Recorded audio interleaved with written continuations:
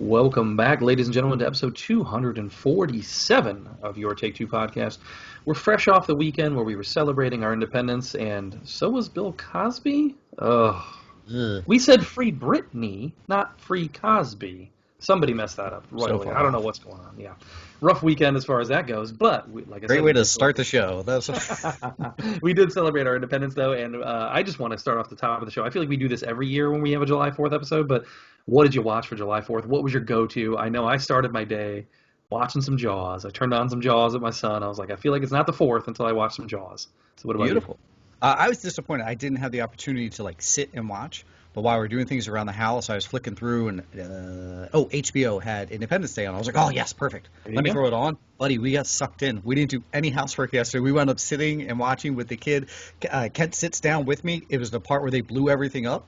Yeah. It was when we started. So it was like, what? I was like, oh, these are aliens. Do you think they're good guys or bad guys? And he was like, I think they're bad guys. I was like, man, you're a smart kid. So then it blows things up. And as it's blowing up all the different monuments and whatever going, he was like, oh, no, all those people, they're dead. And I was like, yeah, they're all gone. He was like, oh, man. So he's digging it, loving it. And then it goes to the part where the United States Capitol building gets blown away. So I was going to be quiet on that. But then my wife was like, that's where Daddy works. And I was like, shut up. Got blown away. Yeah.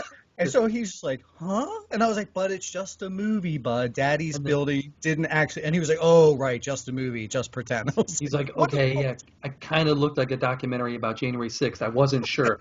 So Independence Day was my answer. Day. And I was thinking, if this movie wasn't so long, I would rewatch it way more often. I wanted to rewatch.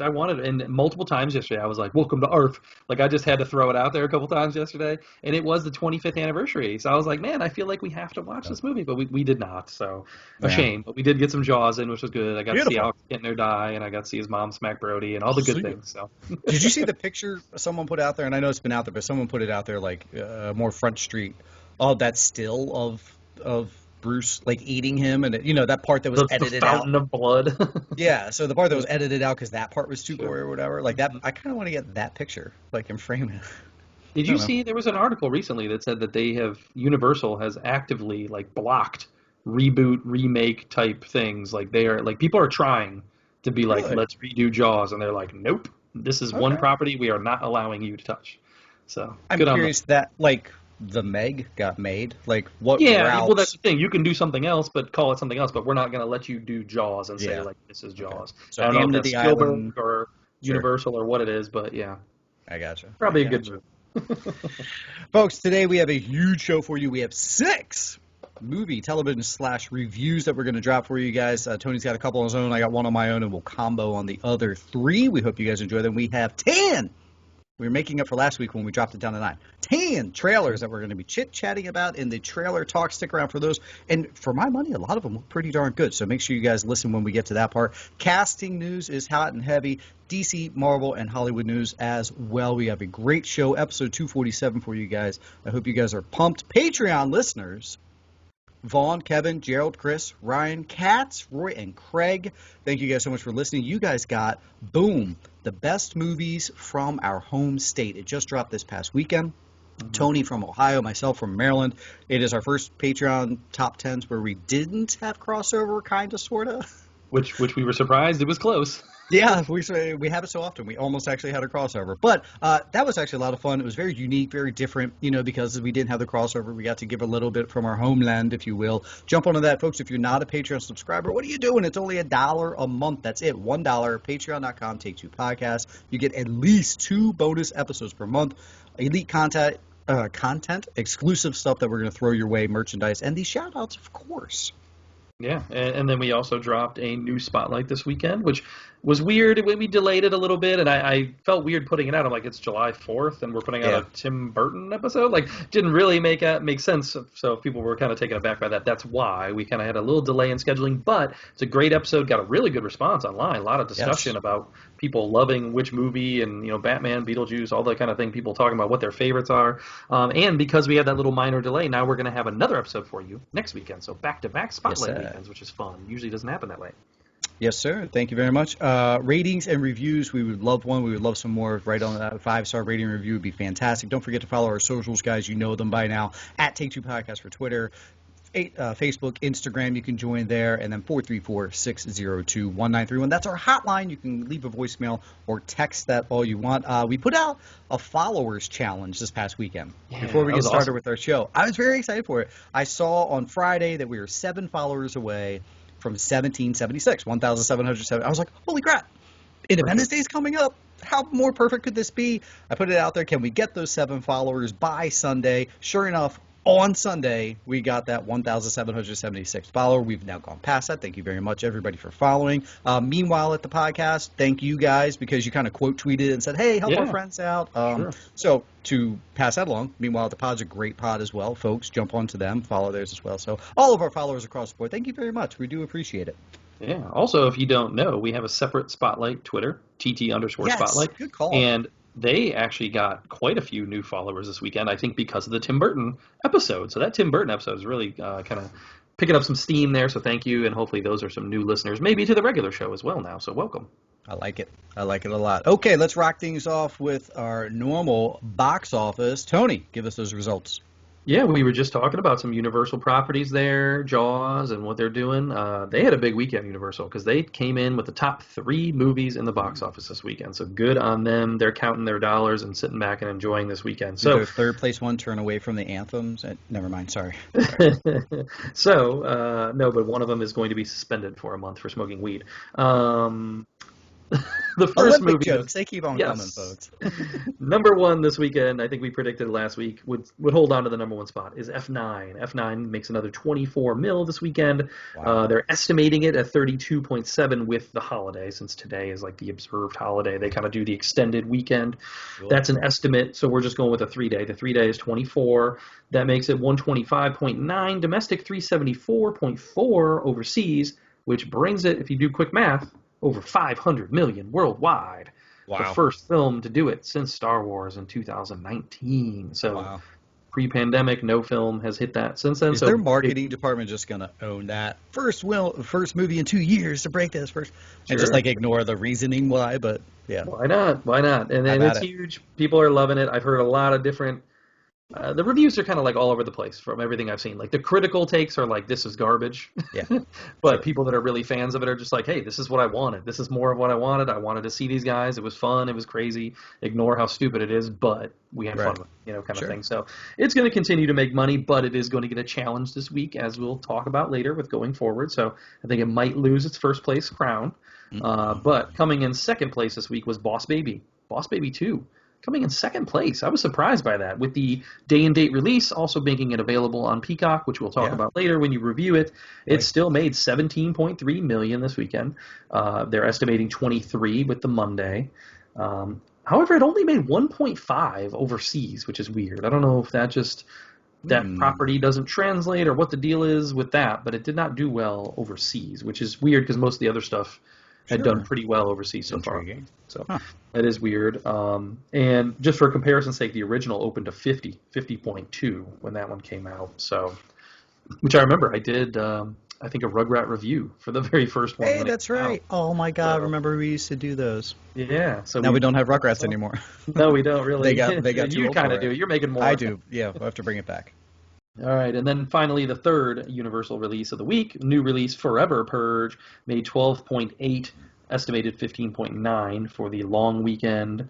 It's actually the lowest debuting of the series, though. Before this, 17.4 was your lowest opening with the last movie, First Purge. So kind of a diminishing returns for this, but also you got to play into the pandemic numbers and all that. So that's where that one came in. And then rounding out our top 5, we had Quiet Place 2, 4.2 this weekend. Brings it to 144 domestic, 112 overseas. So it's just about 260 worldwide.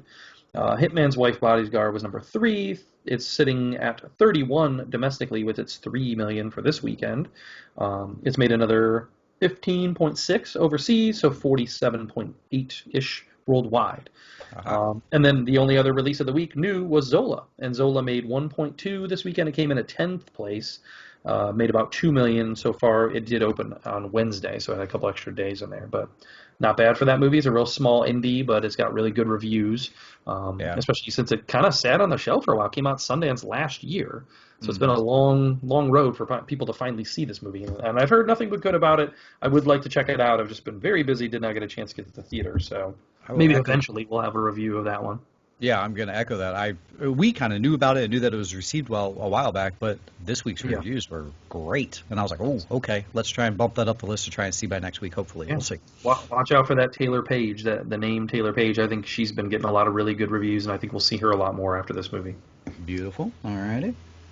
That's it, though. That rounds out our box office coverage for the week. There you go, folks. Hope you guys enjoy that. Welcome back, those who hate listening to us talk about math. Again, folks, anytime you're listening to our show, if you got things on there, we put the timestamps on purpose for that reason, so that you can skip around. If you don't care about our review of Boss Baby, just skip to the next one. You are welcome to do so. We don't mind it all, but for now, we're going to drop some poll results.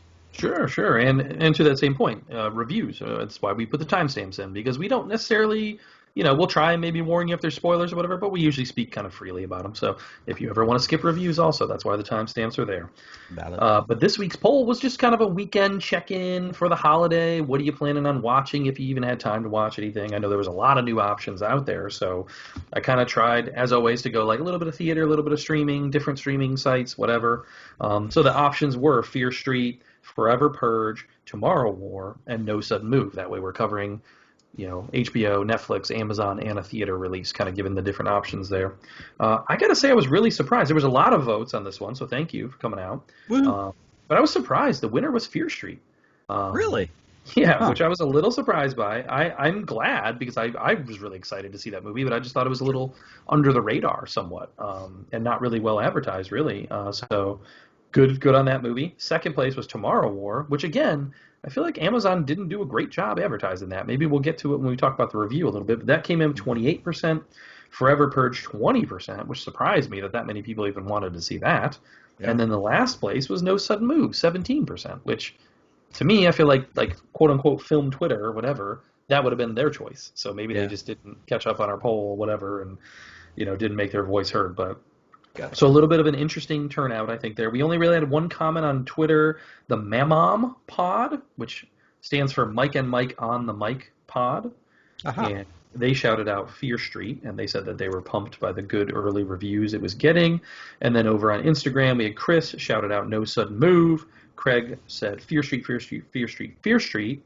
And Shai said he was catching up on The Witcher. That was what he wanted to do. So it's like a class. Split.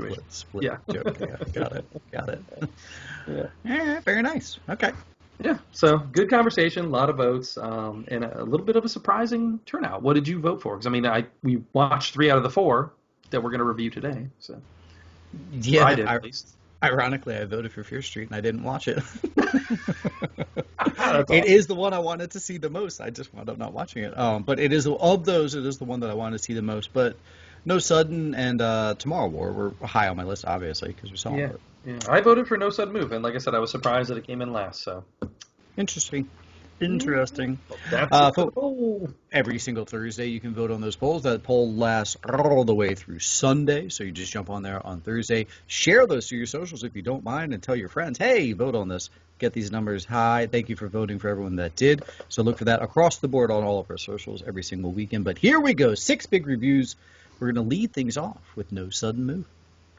No Sudden Move, the new film directed by Steven Soderbergh on HBO Max, who, if I remember right, we talk about this every time we talk about him, retired about 5 years ago. So I'm so glad he's still making movies. I'm so glad. And interestingly enough, written by Ed Solomon. Ed Solomon is most known for doing the Bill and Ted movies. All 3 of them? He did all 3?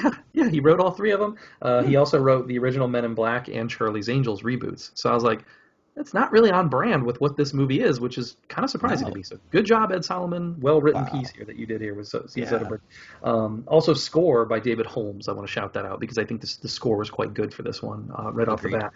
I really enjoyed this movie. I think we thought we were going to enjoy it going in. We kind of had high hopes. Don Cheadle, I was pumped to see him as kind of a lead character finally. He really doesn't get that in a lot of movies.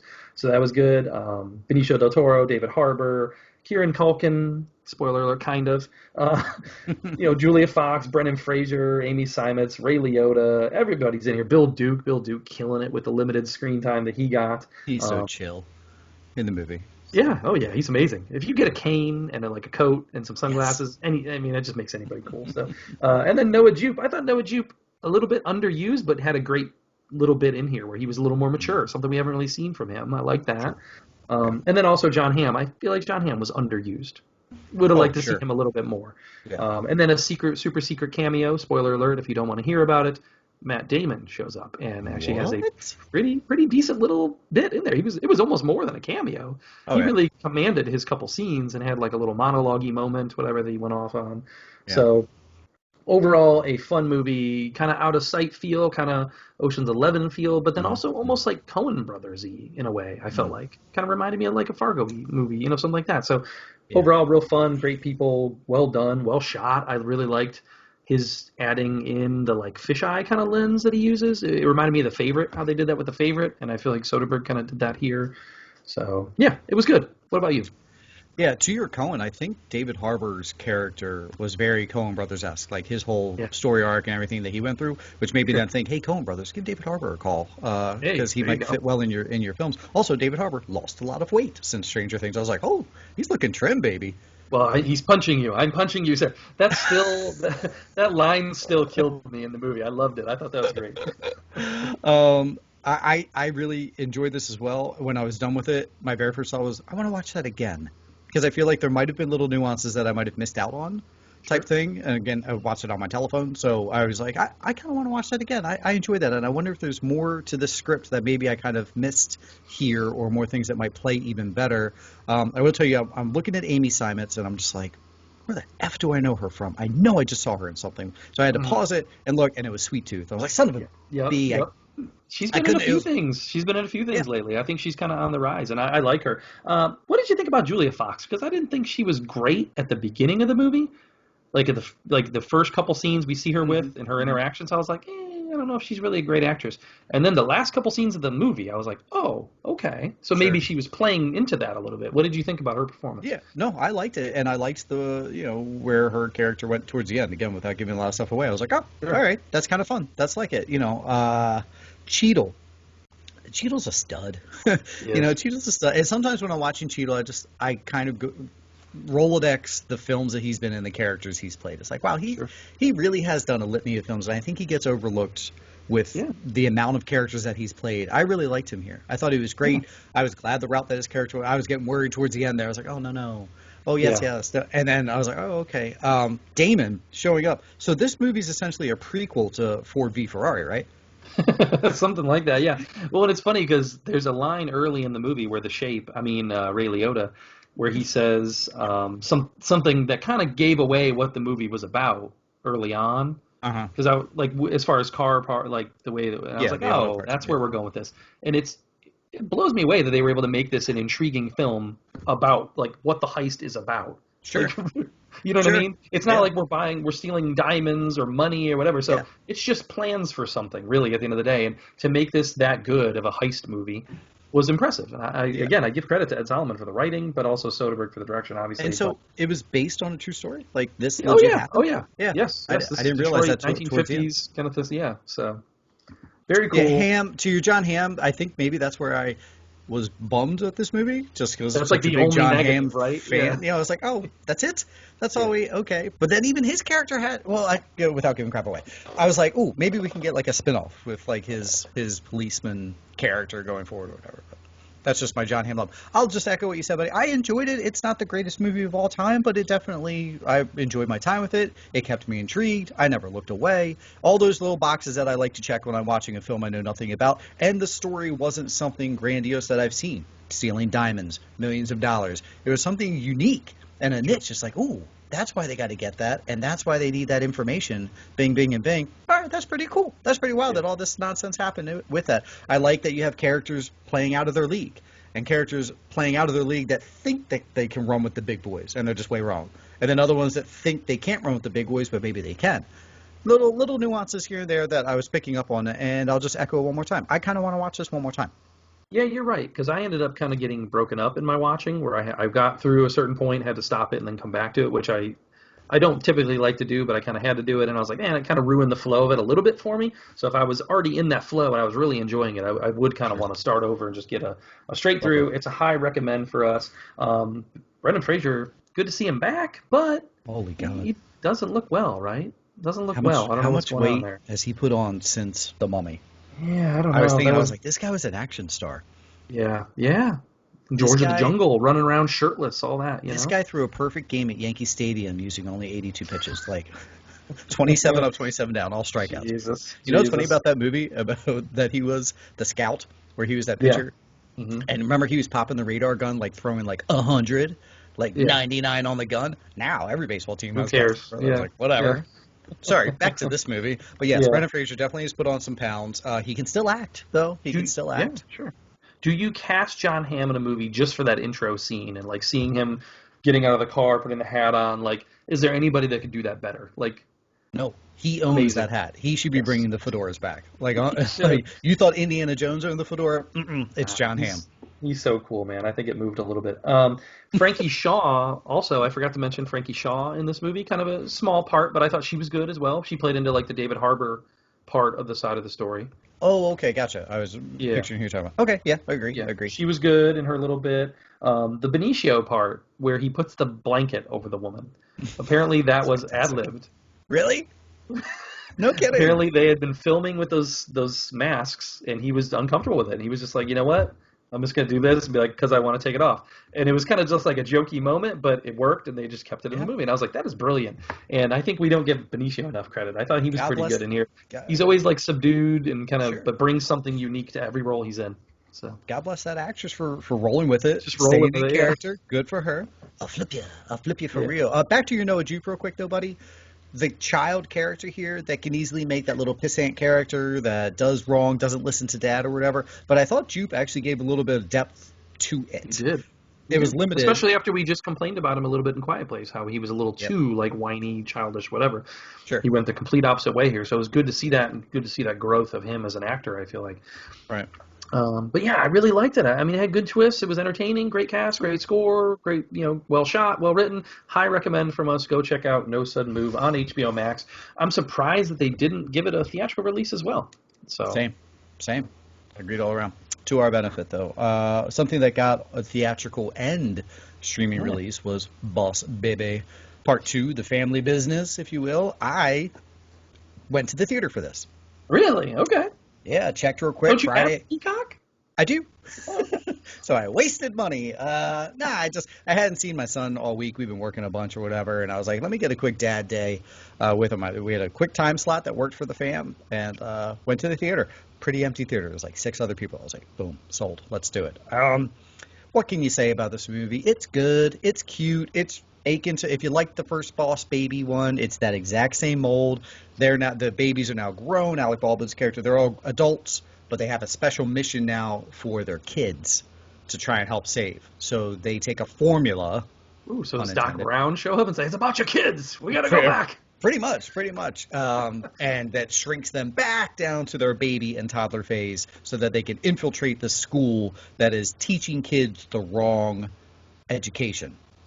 Take as much of that as you want, right, with the society today, if you want to ride into that, if you will. And then so they have to infiltrate the school and go forward. Once they infiltrate it, they find it's even worse than they thought, and the plans ensue. And it has all the elements of the first Boss Baby, where there's the tower and there's the people working in the baby central and all that. And it's funny, it's cute. We're adding Jeff Goldblum to this cast, and Jeff Goldblum is a national treasure. I love him. He does a phenomenal job with his voiceover acting in this one. It's not just where you're hearing Goldblum's voice. His character has an arc and everything. He's fantastic. He's great. My son loved it. My son's 4. He had a good time. There's a couple, you get to see a baby's butt moments in there where it makes kids giggle, makes dads giggle. I giggle too. And that's it. I mean, there's not a whole lot. This is entertaining. Here's your review. My 4-year-old son did not leave his theater seat. Okay. Meaning he was with the engaged. credits? Even with the credits rolling, or no? Oh no, we bounced as soon as the credits Oh, started. He's like, yeah, there might be a.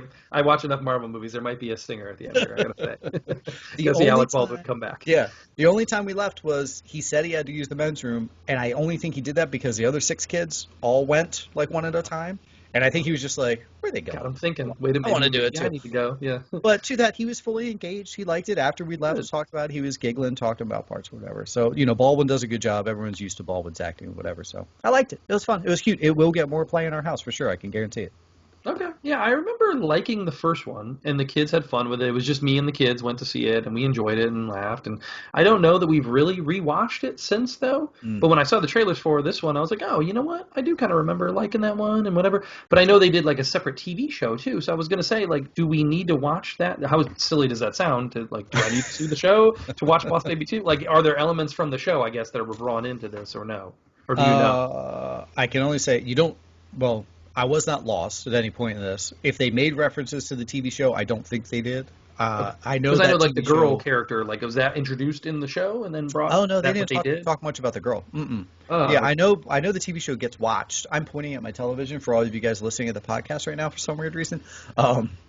I know it gets watched, but I've never actually sat down and watched the TV show with the kids. So Okay. I think you're okay. I think you're all right not watching it. Yeah, because I was kind of on the fence since it was on the Peacock, but I still will not subscribe to the Peacock. Like, we have the free version or whatever. Sure. But I'm like, nah, I don't want to pay the upgrade just to watch Boss Baby. And the kicker is it's only $5.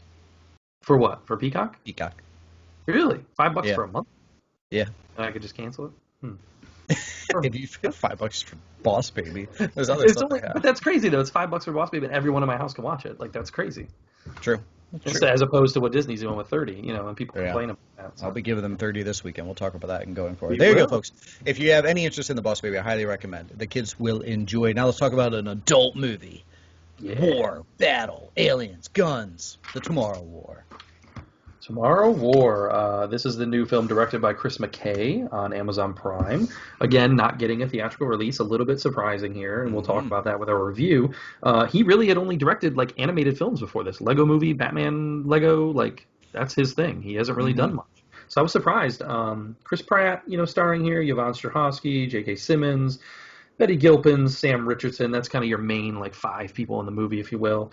Sure. I surprisingly enjoyed this movie quite a bit. I really did, and I thought it got going real well. I was really into it. A lot of good action, got moving. Little long in the tooth, went 220-ish maybe, right? Sure. 210, 215, somewhere there. I don't think they stuck the landing, I will say that. I think in the end I was a little let down by some aspects of the film, especially the emotional kind of storylines they try to shove in here. I didn't think they worked for me at all, and even being father-daughter, having that relationship, I didn't even really feel anything to that extent, personally. Sure. Maybe a little bit, but not what they were going for, I think. And spoiler alert a little bit, I do want to talk about some of the spoilery aspects of this film. But that's another, just because it's a critique of mine, I feel like the twist, if you will, was given away. Like, I saw that coming. That didn't hit me as, like, any kind of big thing. And, yeah, they tried to force that father-daughter story a little too much, where it should have just been about more the war, I think, than anything, and just focused on that being your main crux, and it would have been a better movie. But overall, really good. I think it would have been better in a theater, so I'm surprised, because I think the effects looked pretty good. The creature design looked pretty unique in and of itself, I feel like, and I liked it. I like Sam Richardson as the comic relief kind of character. Betty Gilpin isn't given much to do, obviously. And then J.K. Simmons, at first I was like, oh, he's being wasted, but he comes back around in the third act, and we got a little bit of him in there, which he's just like Jeff Goldblum. Like, put him on that Mount Rushmore of just like, we love him in anything he's in. So. Right. Yeah, what did you think, though, overall about the movie? Yeah, I mean, we love him so much. He made this movie better because it did get long, and then the reason it got long is because you brought back in Simmons' character, and then we had to do an extra with that, which then full circle of lifes it, makes the emotionality towards the end. At least Simmons is phenomenal and made it great. The only CGI that I could point out was when they're on the snow planet, and there's like one, and there's one monster running, and it's like beep beep beep beep, like. Whatever. There's just one bad. Looked like a video game. Yes. Other than that, it was fantastic. I'm not going to knock it at all because it was good. I enjoyed it too. You're absolutely right. There was length that I was trying to think of when we could pull it, what we could pull out of here. There's some in the middle.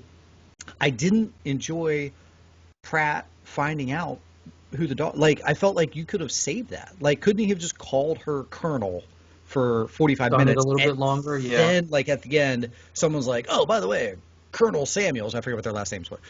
And then he's like, yes, thank you for it. And then it's like, wait a second, same last name? You wouldn't happen to know. And then it's like, whatever. And that's my biggest complaint of the movie is that whole relationship and the emotionality that we're supposed to feel there. And I don't know if that's the performance of Pratt. Like, maybe he can't do that. Because I heard somebody else reviewing the film, and they said, say what you will about Tom Cruise. This is like a Tom Cruise movie, like Edge of Tomorrow or something like that. He would have gave you that dramatic performance and sold that. And I don't think Pratt can do it. I just don't think Pratt can do it.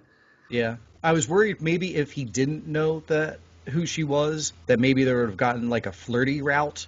Oh, true. Just because she was like really easy on the eyeballs. Yeah, old boy it up. So I was like, maybe they would be worried about that. But maybe. But either way, that was the only part where I was like, I wish he didn't know right away. Like, it would have maybe sold the emotionality. And then as we know what happens to those characters, like, maybe it hit along. I can't pick out what 20 minutes to take out of this film, but 20 minutes needs to be taken out of the film. If this was a clean 2 minutes, my favorite movie, 2 minutes long. If this is a clean 2 hours, let's do that. I would have really liked it. And 1000% here, studios, listen up.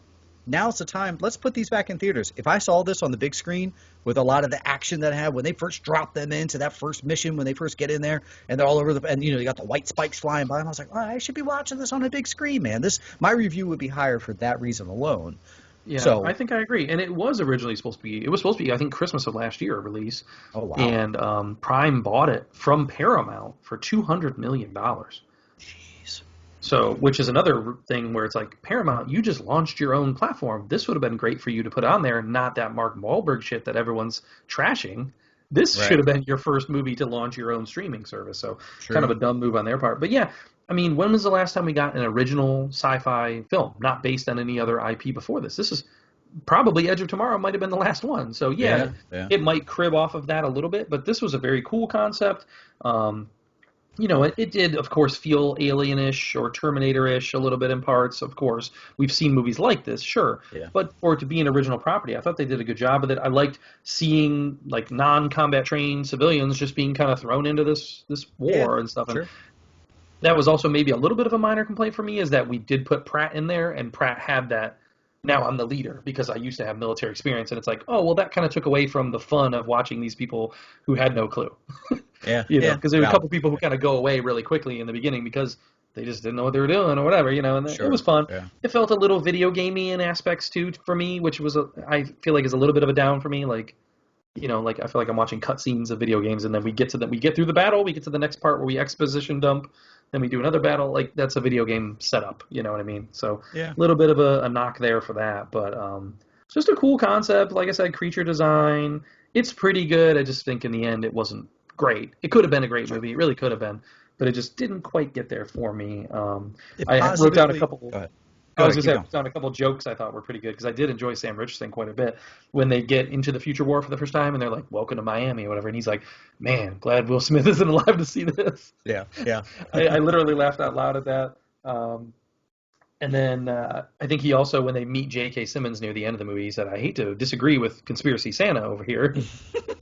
That's true. Fun as well. So Sam Richardson, if you don't know him from Veep, he's hilarious, and I thought he was a great addition to the movie. This, in some ways, felt like 90s, 2000s Michael Bay, those kind of action movies, and it's like, I kind of miss that, like, especially if it is an original story, not just every Marvel movie, every superhero movie, every sequel to reboot to Fast and Furious and everything else. Like, it was cool to get a little original take, and you didn't know who these characters were, and you learn it as you go. And so I will give it that. And I got to say, this was the movie I probably talked about the most over the weekend.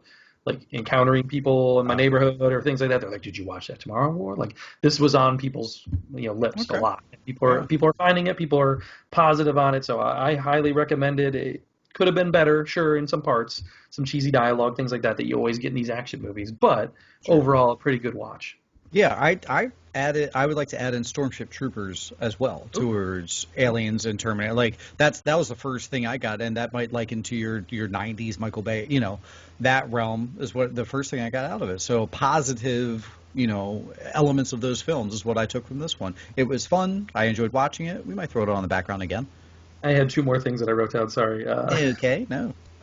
J.K. Simmons at the end of that fight, because the last fight is kind of what really was like. Oh, I know exactly what you're going to say. Yep. And then when they lay down and he's like, "Did you just tell it to die?" Yeah. And then he's like, "Why didn't you tell it sooner?" I thought that was pretty funny. So Yeah. they did at least take like a cheesy moment and kind of make fun of it, poke fun at themselves in a way, which was good, Sure. be self-referential. And then just ending the film with a little bit of voiceover for me was like, ugh, also. Like all of a sudden Pratt is like voicing over this Right. last little bit, and I was like, it just didn't sit well with me. But that was it as far as kind of ups and downs of the movie. Yeah, go check it out. Amazon Prime, baby. R.L. Stine piques my interest. A 3-part trilogy series piques my interest. Scary movies, not so much. But I want you to sell me. I'm so hopeful that you're going to sell me because I do want to watch these because you have the 3 movies. Start us off with Fear Street, sir. What did we think?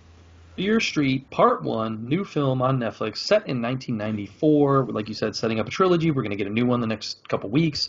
I'm pumped about the series, was pumped about the series going in, and I love this movie. Yay! I love this Woohoo! movie. I thought it was great. Yeah, like you said, based on R.L. Stine, but cool that they kind of twisted it up here where it's definitely R. Like there's definitely language. There's brutal violence. There's a lot of blood, all that stuff. There's some Pound Town kind of sequence going on as well. So yeah, there's everything you want in like an R-rated film. Because I was on the verge of like watching it with my son, so I wasn't There's sure. some Pound Town going on. All right, sorry. Sure. There's one like brutal death in particular that I'll just say bread slicer, and you see it coming when you see the bread slicer, you're like, ooh, like, we're gonna use this, and they do, and I was like, yes. Marco Beltrami does a really good job with the score, also just making it that kind of classic horror sound, what you want. Well, not anything like remarkable, but I was like, this is perfect for the movie. There are a lot of needle drops in this movie, especially early on. We got Garbage, we got Nine Inch Nails, we got Bush.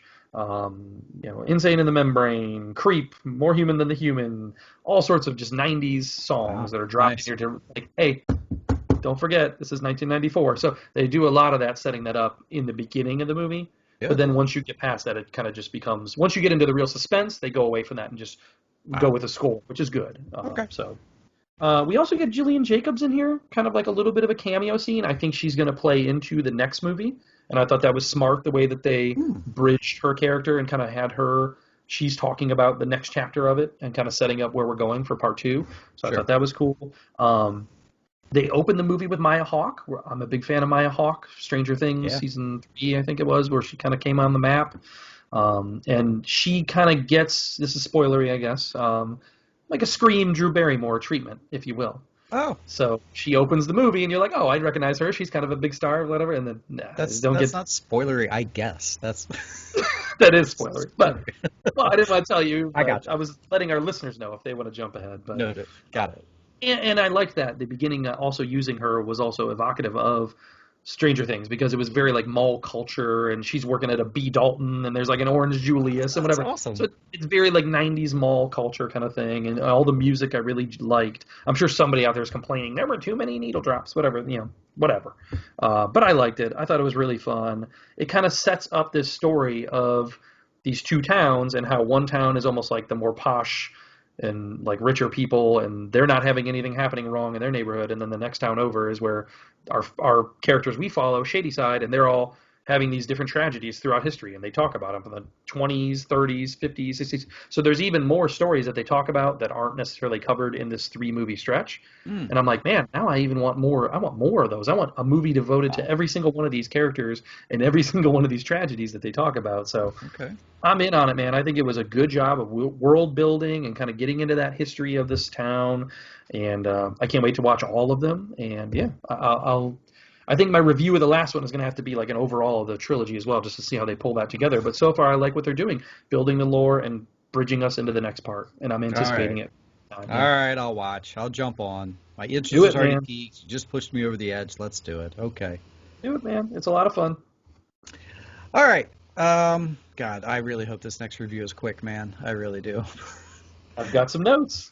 Oh, fudge. All right. Netflix gave us America, the motion picture, for our 4th of July weekend. This is the animated tale of our founding fathers and what really happened. Not even close. Not really. So, God. Hey, man, Martha Washington was hot. Hello. Yeah, that's probably where your positives end, huh? That was it. Just holy jumpins. So is this the guys that did Drunk History? No, this is actually It's Oh like no, getting into it though. it is similar to Drunk History, maybe in a way. Sure. But it's not the same This guys. is no, this is director Okay. Matt Thompson who did Yeah. Archer. He was like a writer producer on Archer, and Gotcha. then Lord and Miller were also involved as far as producing. So Okay. All right. All right. it's like a heavy metal alternative take on American history, which is fine. If you go into it, just kind of shut your brain off and have fun with it. It's Mm-hmm. fine. And it's under an hour and a half. Manzukis killing it as Sam Adams. Will Forte, Abe Lincoln for a few minutes. Martha Washington, Judy Greer, King James, Simon Pegg. I thought he did a good job, kind of disguising his voice a little bit, as well as Benedict Arnold, played by Andy Samberg. I thought he did a good job. Agreed. Uh, Yeah. Thomas Edison was Olivia Munn. A little bit of a twist there. That was fun. Mm-hmm. Little female. We had, of course, Channing Tatum, as George Washington, just being a badass. It's R-rated, it's violent, it's got language in it, but it was fine. It was fine. It wasn't great. Maybe a little long. Like, I feel like I would have just liked this as like a half hour, maybe. Mm-hmm. Maybe they could have approached it as like a half-hour series or something, 20, 30-minute, like, let's tell this tale, let's tell this tale, let's tell this tale, and just separate it out. Yeah. And then you could have watched it in smaller chunks. A full-length feature, I don't know that it needed to be. It's ridiculous. It's over the top. It's mindless. But, I mean, you've got Paul Revere as, like, RoboCop. You've got Benedict Arnold as, like, a werewolf in one part. Like, there's all sorts of crazy stuff where they kind of go too far with it, I guess. Yeah. But it was fun. It was fun. It had some commentary on there, of course, about, race and our country's history and gun rights and things like that, of course. They had to kind of poke fun at things like that. Sure. Songs were kind of good, though. I like the songs and the music to it. Killer Mike, since he's in the movie, got some Run the Jewels music into it, which was kind of fun. This is not Hamilton by any means. But, it's fine. Whatever. If you're into Archer and if you're into just a silly take on American history, it's fine. It's fine. Yeah, now thinking about it, I bet anyone that likes The Archer would probably have enjoyed this. Sure. That's the sentence to say. Turn your brain off and just kind of have a good time. You definitely feel like these folks started writing this and they were like, what else can we throw into this? Then let's Sure, make it you just get them all in a room and just spitball and have fun with it, yeah.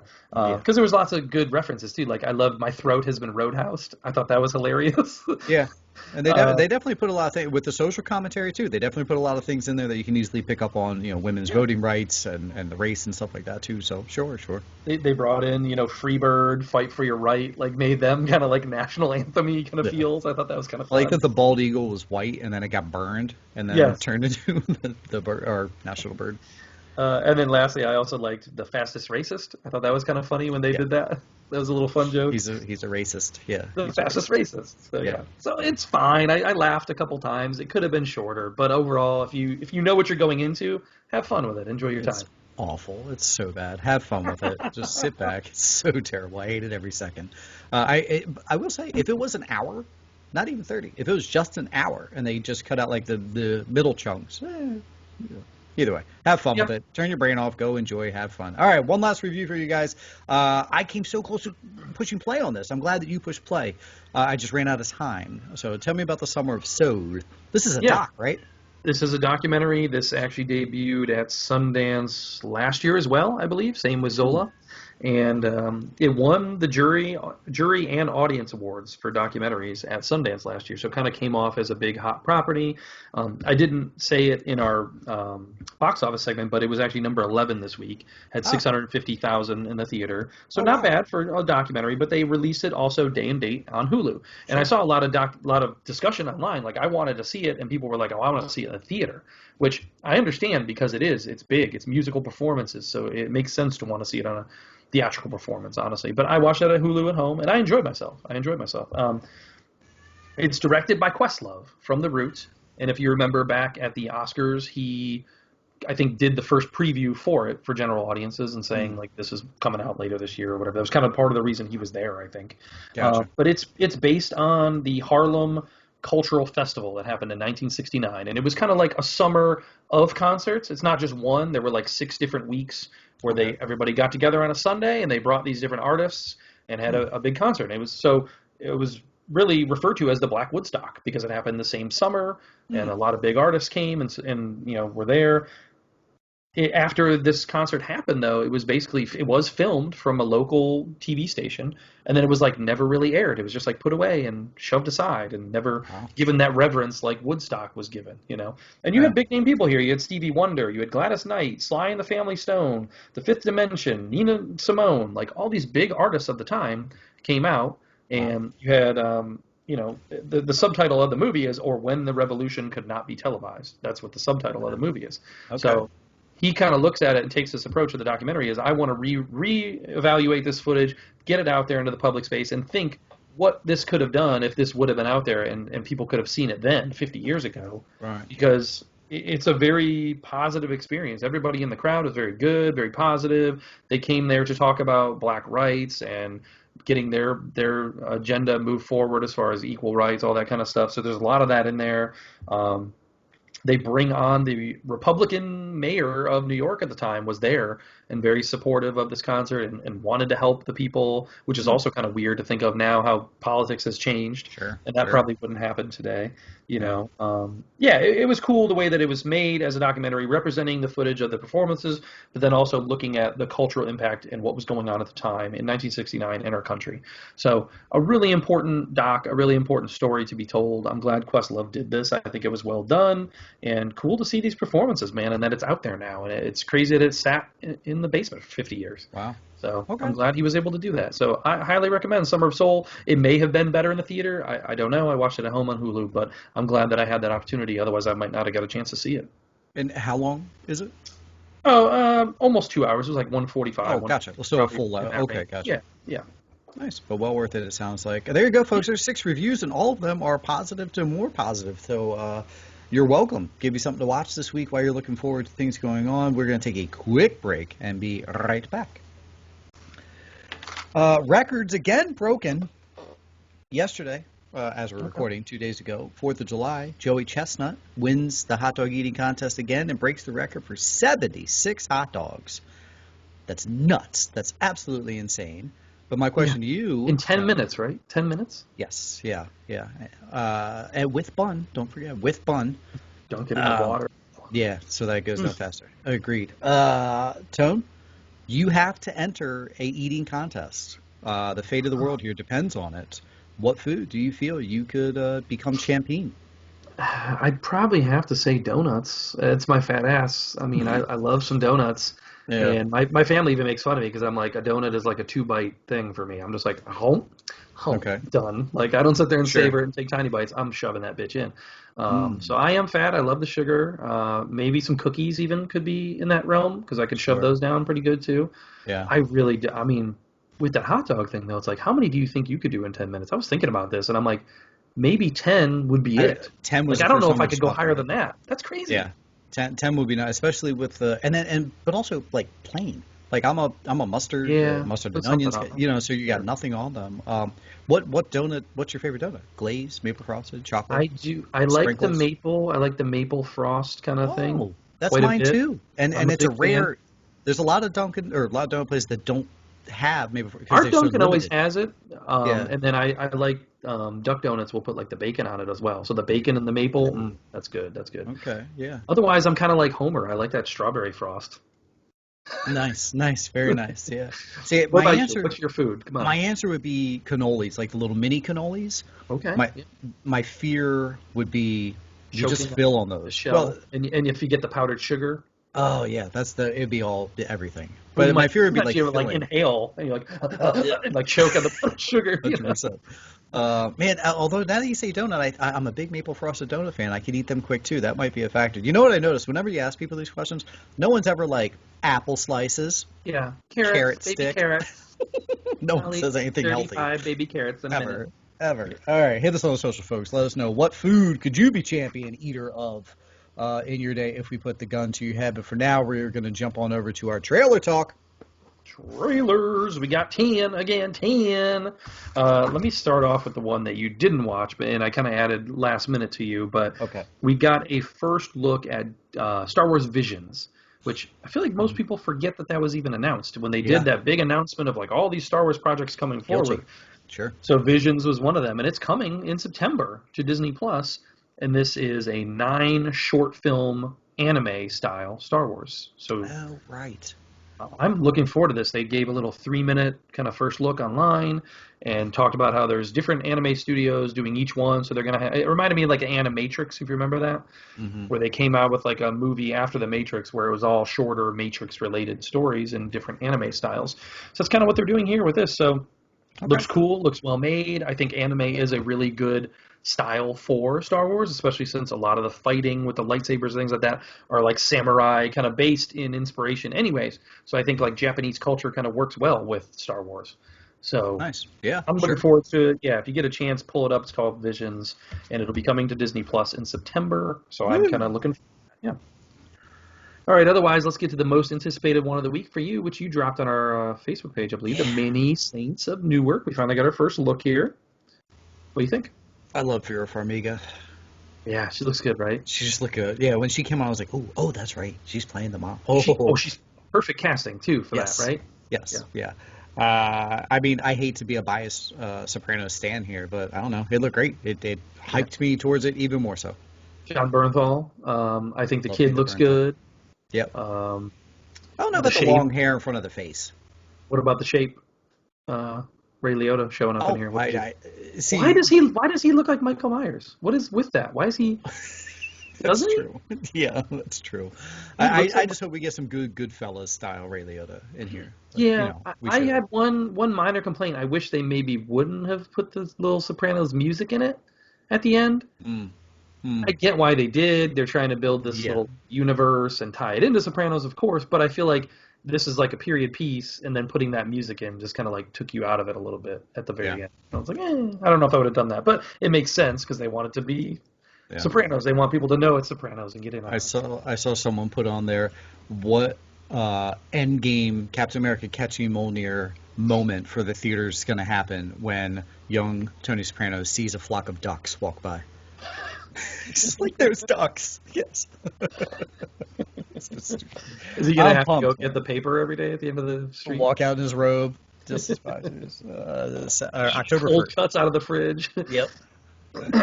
All right. One that kind of surprised me, I don't feel like I knew anything about, was Jolt, which is coming to Prime, starring Kate Beckinsale. Kind of a nice surprise of a trailer. I think Beckinsale looks good here, doing that kind of badass John Wick female kind of role. Yeah, Beckinsale is a blonde. She's got like the little whatever sensors on her that kind of help control her, or whatever, send her. She gets into mood swings or whatever as she's saying, Sure, and sure. kicks ass. I could Awesome. probably watch this on mute and review it for you. July 23rd on Amazon Prime. All right, got a little bit of horror that we need to talk about this week. Of course, Clifford. Clifford the Big Red Dog. Jesus Christ. What the hell is this movie? What is this? It looks so bad. What are we doing? The CGI of the dog looks really creepy and bad. Like that first Sonic trailer where everyone was like, we need to fix this. I don't know what's going on here. I don't know. I can't believe I just went to steal your joke, and I actually did say what you were going to say. Or sometimes we're here. We're here. I like that Darby Camp, though. She's in the Christmas Chronicles. Like, I feel bad dogging out her movie, and but I don't know, Unintended. man. Dogging it out. Unintended. Are you gonna see this one? It had one good joke where they're like, "Oh, we'll just walk him down the street." And he's like, "It's New York. Nobody will notice." I was like, "All right, that's a good joke." But you're right. No. So the wife watched the trailer with me as we were watching. I was like, "Hey, watch this with me just in case." And she was like, "Oh, God, our kids are gonna love it." Yeah, like, exactly. Oh no, exactly. the kids are gonna love it, and mistake. we're gonna be forced to watch this. Yeah. I don't remember, I'm familiar with the books. I think any parent is. I don't remember the aspect of, it's your love that makes them get bigger. Like, is that new? I think that's a twist, and her tear, Okay. like magic. Yeah. I think that is. I just thought he was a big dog. Like that was it. And I was like, wait a minute, what is with this girl? Why is she crying in bed with this dog? Like, is she depressed because she just got this new dog? What is she crying about? Right. Did her dad just beat her ass? Like, where are we going with this movie? Jeez, that's valid. So, who September knows? But 17th. anyways, the award for weirdest trailer of the week to me, and I don't want to talk about it as something I want to see. I just want to know what's going on here. Is Crime Story with Richard Dreyfuss as like a badass. What are we doing? What is this movie? So I filmed it with my Super 8 camera because that's what the trailer looked like. Did it look like a B-level movie? And I'm like, that's Dreyfuss. That's Sorvino. Why? I think this is Saban Films or whatever, which they're like kind of low quality They go anyway. for that? But I'm like, I haven't even seen Dreyfuss in anything probably since W, where he played Dick Cheney. Like, I can't even remember a movie he's been in since then. He So I'm like, did the comedy thing where he and the buddy, I watched it. He and Chevy Chase were like older comedians. oh, okay. I don't think I remember seeing that one. But I'm like, where has Dreyfuss been? And then now he's doing this like Liam Neeson style stuff. Like, that was weird. But I didn't hate that. I'll be honest with you. I didn't hate him as this it was older mob boss. it was kind of cool seeing him do it. But I know the Yes. movie's gonna be shit. The quality of I was like, what happened here? Why is this like low level, low? Maybe that's what it was. They spent all their money on booking them, and the rest of the budget went out the window. But yeah, Servino, she plays the daughter of Dreyfuss. He's a former mob boss. Nobody knows. That's what the story's about there, folks. Yeah. There you go. August 13th. All right, some real horror here. Don't Breathe 2. I'm pretty sure you haven't seen the original one. No, but I wanted to, right? I will say the first one is really good. Really Yeah. good. I really liked it. It's one of my favorite movies of the last like 15, 20 years as far as horror goes. But there's a kind of like gross element twist to it. And I'm not sure what they're doing with the sequel because I don't know if this is a sequel or a prequel. I'm not quite sure what this is. And it doesn't really tell me in the trailer. Maybe I'm weird and didn't pick up on that. But I'm like, where does this take place? What time does this? And are they trying to make me root for him? Because I'm not going to want to after seeing the first movie. He's really like a sick individual. So Yeah. it's interesting. I like the first one quite a bit. We don't have the same director back, so I'm like, is it going to be as good? I don't know. But So he was like training her, like I guess, and that's the she's a thing I young don't. Jedi to learn how to. Yeah, and that's the Okay. thing I don't quite get about the story Yeah. yet, because, and I don't want to give anything away about the first one, but where they Okay. leave the first one, I was like, okay. So, Gotcha. but yeah, watch the first one for sure if you've never seen it. Also August 13th, same weekend as Crime Story. All right, I'm kind of down on some of these trailers this week, to be honest, because Beckett. Did you watch the trailer for Beckett? John David Washington. Yes, I did. Yeah. Ugh, didn't look good to me at all, man. What's going on? And did No. he film this like before he got famous, or what's going on? Buddy, I thought the exact same thing. I was like, when did he do this? I feel like he wouldn't do this. Alicia Vikander also in this, and she's a star as well. Yeah.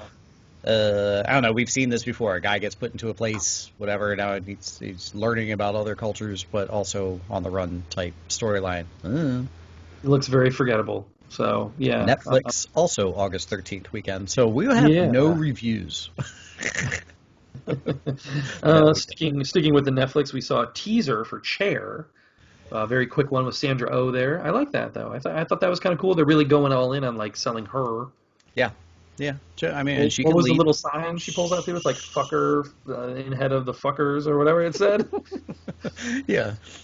Yeah. Netflix. I don't even know. I don't really know what the 6 show's episodes. about. What's it about? I don't either. Yeah, I was gonna say I don't. It's She's just a definitely head of she's a the lead. department, I guess. Head of a like college department. That makes sense. Yeah, I guess she's the chair. There we But go. they're just going all in on her and hoping that you watch because of her. So You know what's crazy is that Netflix gave us 2 trailers for August 13th, and then now this is August 20th weekends. yeah, it's early. Netflix is kind of. Yeah, Last week we got one for coming in the fall. You know what I mean? Yeah. So they're expanding their marketing. Yeah, they also gave us a very genre-y piece called Blood Red Sky. Did you watch this one? This one I'd missed. No. Okay, this is basically get these motherfucking zombies off my motherfucking plane. Oh. So looks Zombies kinda on a cool. plane. Yeah, Okay. it's kind of cool in that way for me. Like I'll watch it. It's probably gonna be trash, but I'll watch it. I'm intrigued the length of this. I feel like this film would not last long. Like you're on the airplane. There's 100 people on the Yeah, airplane. where do you go? Yeah. Unless there's a Yeah. lot of buildup, because there's like a buildup of where the woman is infected, but she hasn't kind of turned yet, and then they're on the plane, and I think there's like almost like a hijacking of the plane, Of and course. then I think she turns, and then all hell breaks loose Okay. kind of thing. That's what I was gathering. I see. All right. Okay. July 23rd. Okay. There you go. And then I think lastly was the tease for the new Cinderella, which we've talked about quite a bit on here. This is going to be September on Amazon, and we see Camilla Cabello, Billy Porter kind of doing their thing for Cinderella. Looked great. She looked great. Sounded great. Billy Porter looks interesting. Billy you know, Porter. Yeah, sure. Okay. He'll flamboy it up and ham it up, and Yeah. he's a fun character in his own right. Didn't see a lot there, but it's good to see kind of a different take, I guess. But Sure. are we kind of inundated with this stuff though? With like Disney already doing their versions of these things, like do we need other people also doing live action versions of these stories? And I'm curious with like Cinderella, like how are they allowed to use that? Doesn't Disney own that name? How That's can they something. then do the storyline? Yeah, there has to be something there. I don't know. That's it, man. Interesting, but that's it. That's all the trailers. Try to run through them quick. Let's do a little casting couch. Casting couch for the week. I didn't really see a ton. I know you said you had maybe 4 or 5. Same. Harry Russell, Ray Liotta, Alden Ehrenreich are all joining Cocaine Bear, which is the Elizabeth Banks directed film. Also O'Shea Jackson Jr. and Jesse Tyler Ferguson. I don't know why I skipped their names, but they're also in this film. You know, it's funny. I wrote down Ferguson's name. I was running out of space, so I just wrote J.T. Ferguson. Sure. And I was like, if he went as J.T. Ferguson, that's like a totally different dude. It's like a country singer. Yes. But Jesse totally Tyler not Ferguson, a redheaded gay guy. No, not at all. But J.T. Ferguson. Yeah. Anyway, loaded cast. Cocaine Bear. We still don't totally know what this is about. I was trying to read up on it. It said filming begins in Ireland next month, but the whole is based on a true story out of Kentucky back in the 80s. Yep. Where the bear found a pack of drugs and overdosed. So rock on. I guess that's all it is. Because I still think it should have been called Pablo Escobar. I think that would have been much better, but okay. Whatever. Okay, Nico Parker, who we recently saw in Dumbo, The Third Day, she has joined the cast of Last of Us, which we already had Pedro Pascal, Gabriel Luna, Bella Ramsey, so she's kind of rounding out that main family of people from Last of Us.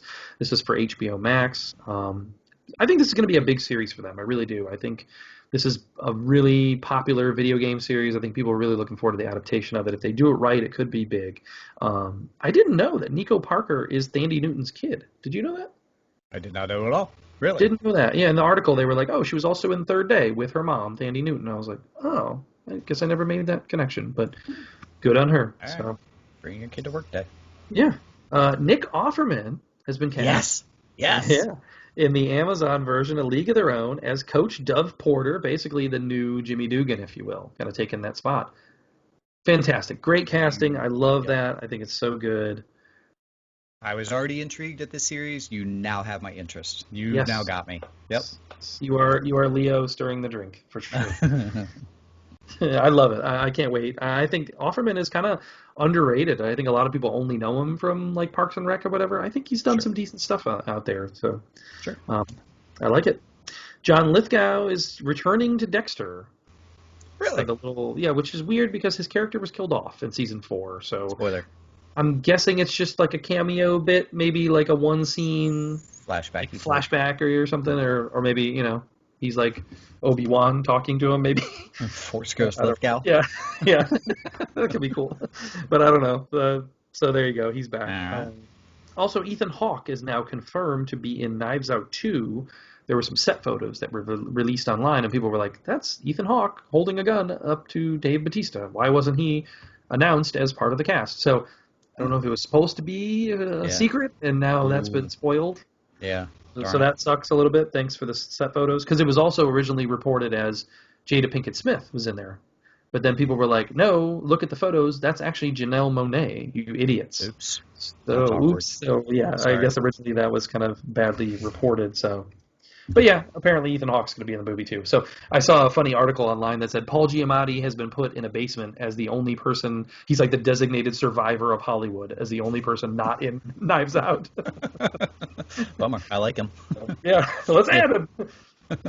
That's it for me. Do you have any other ones? Just a couple. Secret Headquarters with Owen Wilson, Michael Pena has added Jesse Williams to the cast, which was awkward. I was mentioning that, and the wife was next to me as I was writing that down, and she was like, Jesse Williams. I was like, yeah, come on, blue-eyed guy. And she was like, I'm not. I said, you watch Grey's Anatomy. Then I showed her the picture, and she was like, oh, right. And I was like, whoa, easy, Tiger. All right, easy there, pal.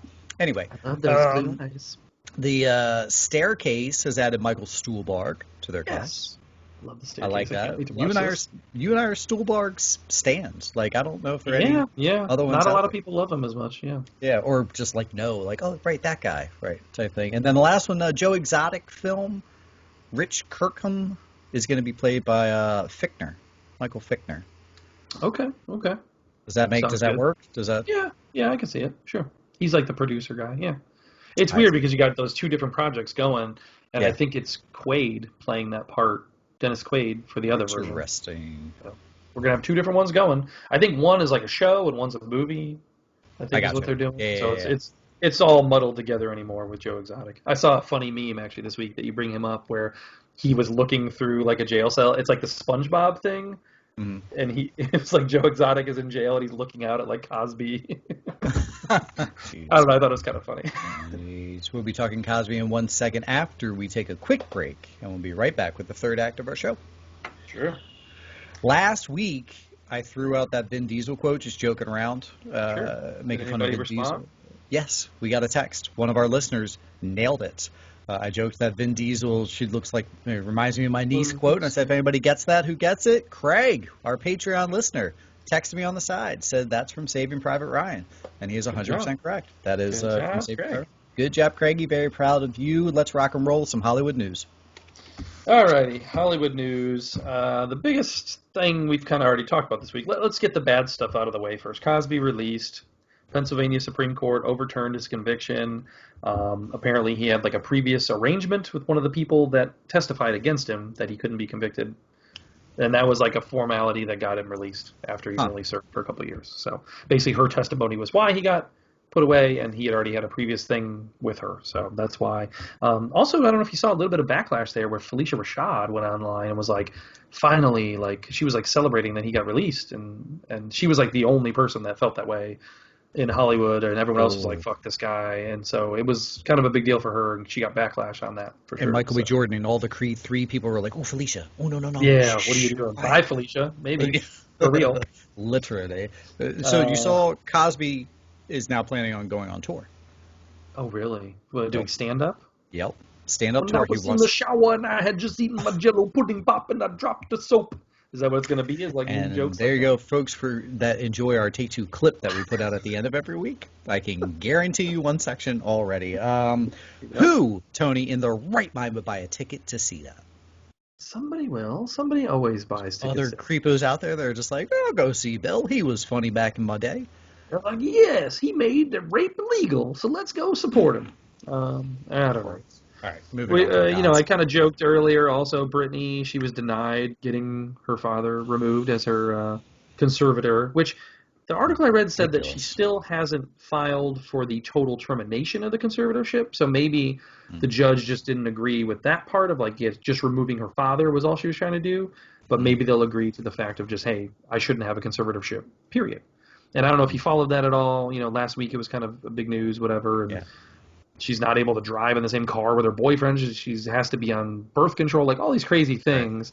It's like she's an adult. She's 40 years old. Like, really?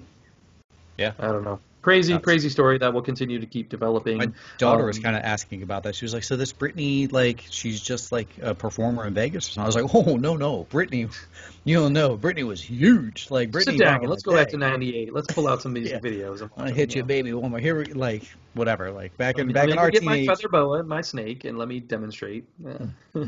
Sorry. Bismarcky was falsely reported to be dead this week.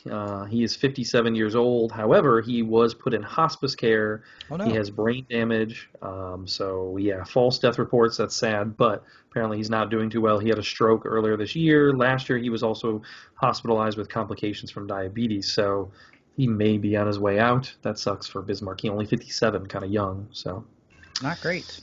You got what I need. Whoa. Uh-oh. Hey, I hear that. Very upset by that news there. All right, also, things that'll make next week's clip, like children screaming in the background. Woo!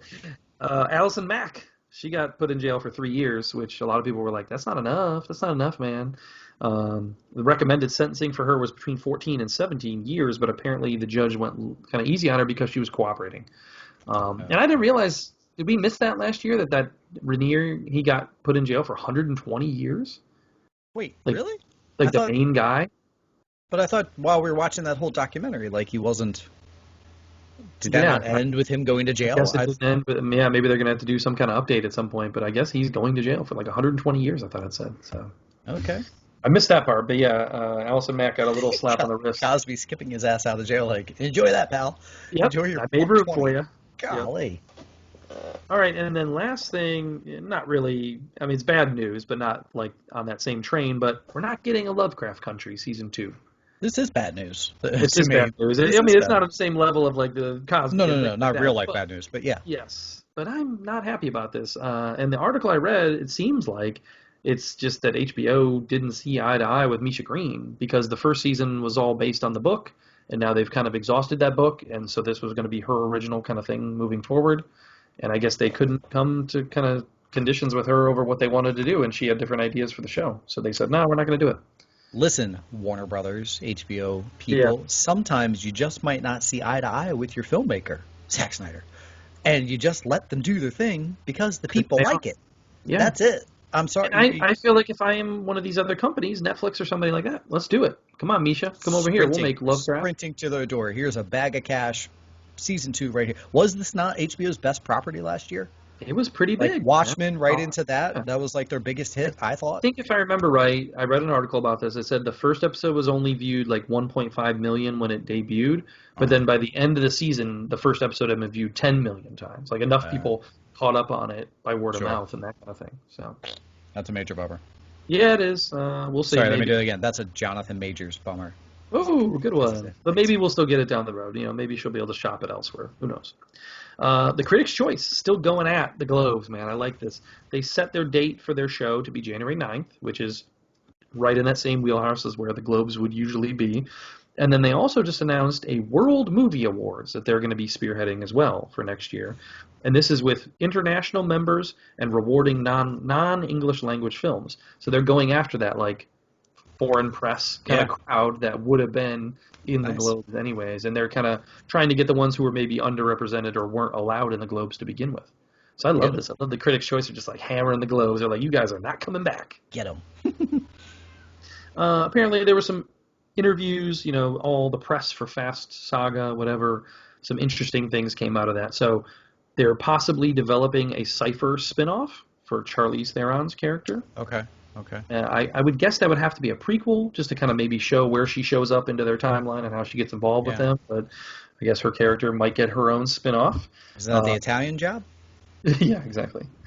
So this was Vin talking about it, but he is one of the producers, and apparently there is a writer's room working on this and trying to come up with an idea. As well as Vin Diesel said that they are talking about maybe bringing Meadow Walker into the cast for the last couple movies, which is Paul Walker's daughter. So that could happen. And then Justin Lin was also being interviewed, and he said they're talking heavily about bringing Paul Walker's character back for the last two films. I think it's going to be just Fast 10, but I think they're going to do like part 1, part 2. Right. So they were talking about bringing him back. Spoiler alert, I guess at the end of Fast 9, you see Brian's car kind of like pull up to their little family cookout Corona thing. So already implying that, hey, he's back for the last ride or whatever. So how they're going to do that, there's a lot of talk about using the brothers and then just CGIing the face.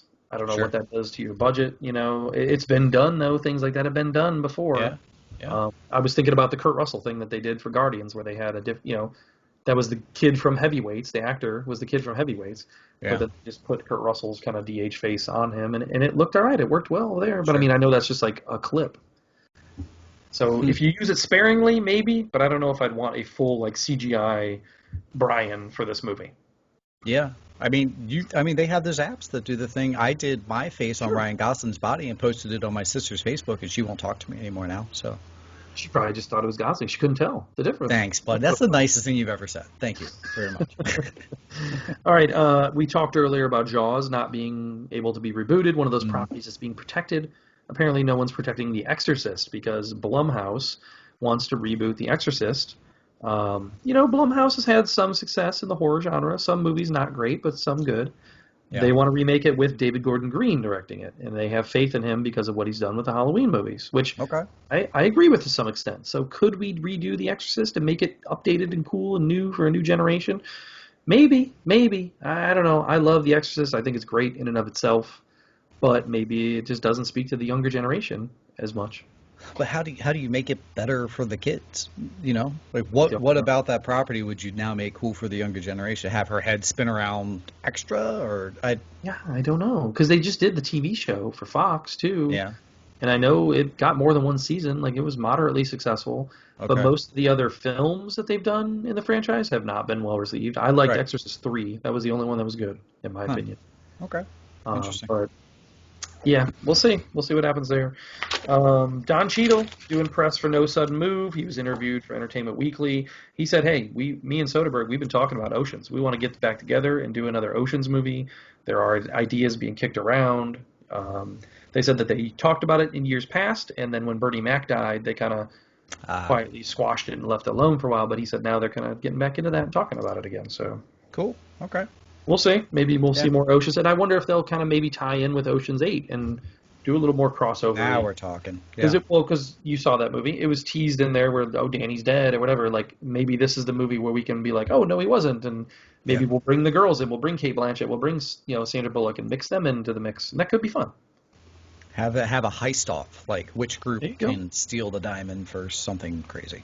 There you go. Did you see Star Wars? Yes. They had a presentation at Lego Con, which just happened.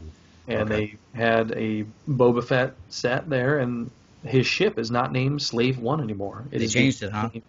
Being renamed. It's just called Boba's Starship now. Like that's it. So they didn't even give it a new name. They just said it's Boba Fett's Starship. Unless they're gonna expose that in the show, maybe in the Book of Boba or whatever. Maybe he'll give it a new name or something. So they're like the Washington football team right now. Like we got rid of the offensives. We'll let you know what it's going to be called later.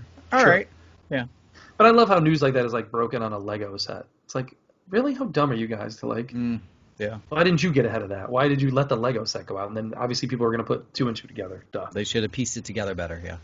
A couple last things here for me. The Directors Guild of America, they have said that only films with a 7-day theatrical run are going to be eligible for their awards, their consideration. So anything day and date release, Black Widow, for example, this week. Anything HBO Max has done the entire year. So Soderbergh, sorry. Villeneuve, sorry. These are some big directors that are not going to be considered for the Directors Guild now as far as being awarded this year. So interesting that they would go that route and not just extend that eligibility for this year at least. I'm wondering if big studios have a bug in certain awards ear, we need to keep theaters alive. Here's little ways that we can try and keep them alive without being a big grandiose keeping them alive. You know what I mean? Hey, if you don't give awards out, then therefore they have to blah, blah, blah. 7 days. Are you serious? That's nothing. It's nothing. That just makes them release it. This is my question now because there's a couple films still on that HBO Max slate before the end of the year. Are they going to backtrack that a little bit and be like, hey, Dune is going to be in theaters just for a week before you get it on HBO Max, just to get these eligibilities, and then also anything Netflix, Amazon that they don't put out ahead of time in the theaters, those aren't going to be considered either. So we'll see. Could be interesting. Scott Weiland, apparently we're getting a biopic of him. It's called Paper Hearts, based on his own memoir. He's got an interesting kind of rock and roll lifestyle, and died young, overdose, all that. But I don't know if he's as widely known and revered as some of these other, like Queen or things like that. Right. Elton John. No. Not that high, but yeah, it'll probably come off as more of a low end indie kind of film, I'm guessing. Okay. But we'll see. Maybe there's an interesting story there. Yeah. And then lastly for me, there's a movie coming out called Orphan: First Kill. And if you remember, Orphan was a horror movie that came out in 2009, so this is actually a prequel to that movie. Apparently what they're doing is something that really hasn't been done in Hollywood before. They're bringing back the actual actress who played her in the original movie. She was 10 when she played this character. All right. So now she's 24, roughly, by the time this movie comes out, and she's playing a prequel version of this girl in the movie.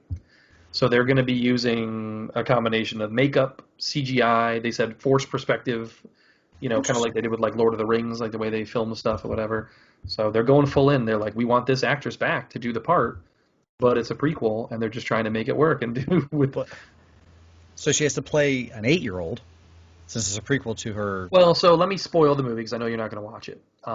In the movie, the character is found at the end to be actually an adult, and she has dwarfism or whatever, and so she's really an adult but playing a child herself. Okay.